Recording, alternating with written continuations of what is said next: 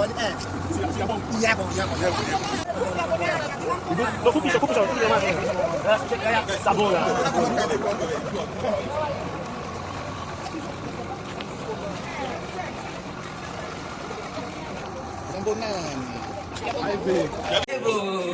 you know what does the word ninjani means? No. It simply means how are you all? You're just supposed to say siyapila. Can you try that please? Siyapila.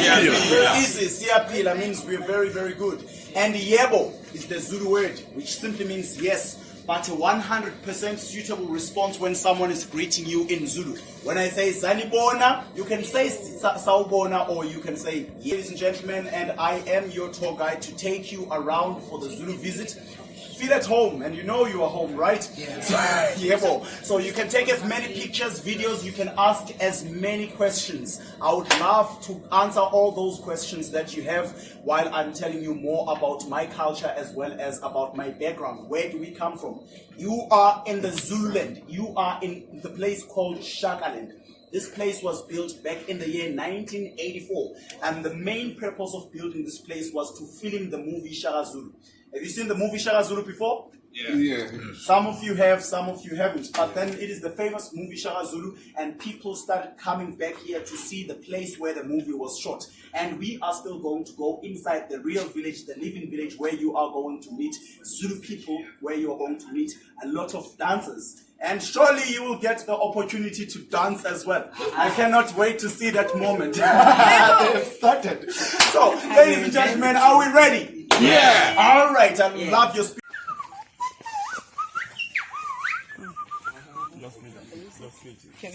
Yes, feel free, feel free. The model or the layout of the Zulu homestead, and all of what you see represents one family, not the village. So before the family members build any of these huts that you see down here, we must start by building the big hut first. The big hut is called Indlu Yakwagogo.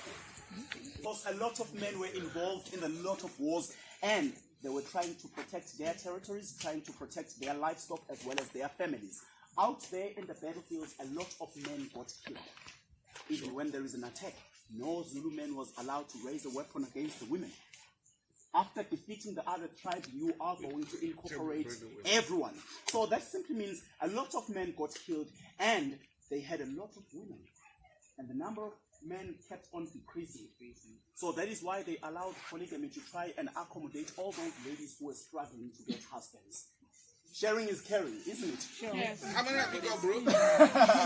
Zero. So, ladies in their ministry. I don't want to be beaten down right now. No, so that was passed from generation to generation up until now. So for this example, the headman is married to 3 wives. Right over here is the first wife's hut, and that is the second wife's hut, and here is the third wife's hut. Remember, there is no limit. You can get married up to as many wives as you can cater for, as you hero that we have. And I even tell my guests, almost everyone who comes around here, that, well, we know Mr. Nelson Rolihlahla Mandela, and who remembers his mom? Is there anyone? So, women, the role that is being played by women, we forget that role, such as Nandi. Nandi is the queen of the Zulus, and who actually got who fell pregnant without getting married, which was a mistake, impregnated by the Prince Senzangakhona, who eventually became the king. And then Nandi was always there, although times were very, very tough, going up and down, trying to secure and protect Shaka. But Nandi was always there, and I can say that she played a very, very major role in grooming King Shaka to be the king that he became, of course. So that was a powerful Nandi who actually went from homestead to homestead, from village to village, trying to protect his children as well. And the fact is, King Shaka was not entitled to take over as the king of Zululand because his mother never got married. Yes. However, it does not change the fact that King Shaka was the prince, and he was the eldest of them all. So that is why he eventually came back and took over by force. And he also praised his mother at all the time, because he knew that very, very significant role that she played along the way, making King Shaka a very, very strong and a very, very great man that he Okay. People form part of the Nguni tribe. The Nguni tribe has got the Xhosas have got the Zulus as well as the other few tribes. I'm not quite sure, it might be like the Sutus or the Ndebeles, of course. So, well, they form part of those tribes. But then Zulus started to scatter around, and then almost each and every person started to form their own chiefdom or the small kingdom. So, well, you'll find out at this compound will be the place that is owned just by one king, making sure that these are his people and no any other foreigner will try to interfere. Although all of those people were like Zulu people, but that name, Zulu people, never existed then because Zulu is the surname of King Shaka. Shaka Zulu. So after King Shaka managed to combine all these small tribes by defeating them and incorporating them, eventually he did that in 10 years, and eventually he managed to combine one big Zulu nation, and he named it the Zulu nation because his surname is Zulu, and most of the things that we have are related to the Zulu. The language that we speak now is Zulu. So, well, King Shaka had to form this one big powerful Zulu nation, which is mostly located in the province that we are at right now, KZN. So basically, he played a very, very major role in forming this Zulu, the mighty Zulu nation. So then, 56, okay, good. That Harry woman is with the red hat right on top, right over there. But still, I'm still going to explain more about it. The lady who is like the queen, we call her infant. So that is why we have got this statue of the elephant right over here. We all know that the elephant, the female elephant, is the one that looks after the family way more than the male one. So that is why we say Indlovukazi, because of the roles that they play as women. So right over here, ladies and gentlemen, we are about to go inside the Zulu homestead, but we cannot just go in without asking for permission. This is very chief.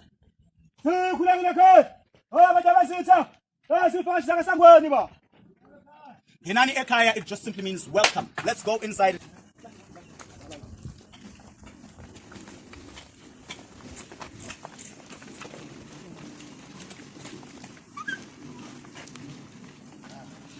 We will be proceeding going up straight to one very same setting, of course. So a lot is happening inside the Zulu homestead. A lot has to happen.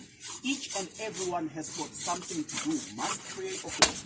This gentleman, I call him our tailor. He uses different skins from different animals to make our attire, the outfit, as well as the shields. The shield that he is currently making is the big shield, like the same size as the ones that were used in the battles, big enough to protect your entire body. All of the shields in the Zulu land.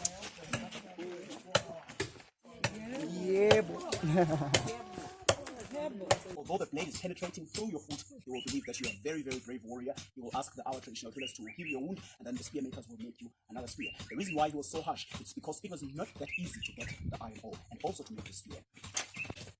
For your own safety, beautiful lady, please, you can step aside. There is a demonstration coming. now it's time to see how it Zulu warriors using the spear. Don't do this at home. This is more or less like a WWE. My daughter will always say, Daddy,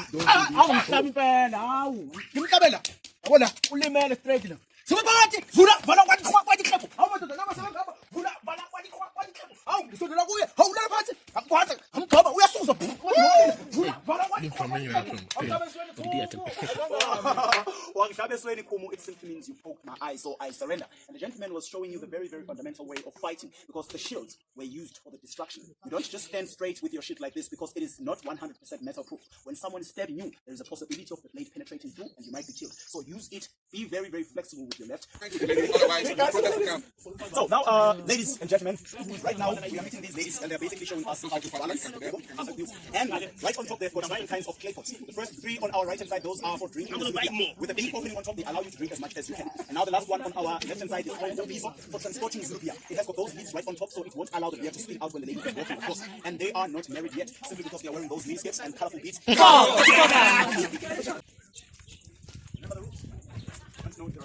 and the women to the right.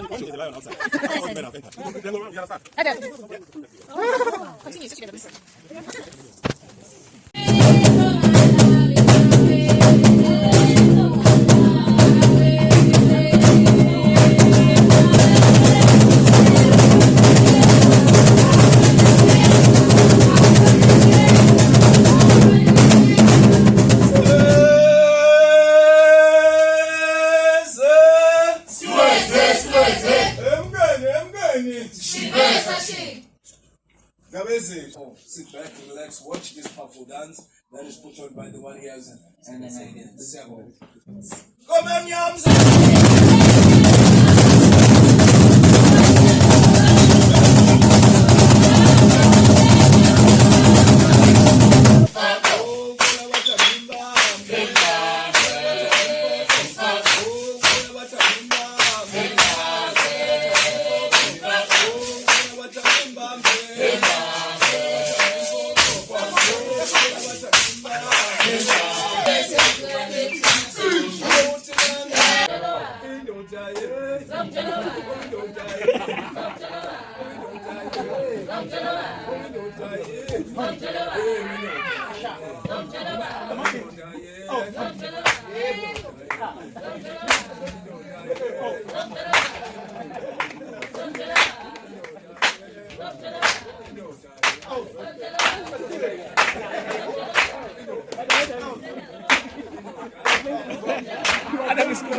Finally, at Shakaland, I mean, the Zulu nation has come to a close. It was, of course, a great, listening lecture time for video, where we were taken through the story of the people of Zulu and King Shaka Zulu. It was amazing. Did you know that Zulu came as a result of the surname of King Shaka? Yeah.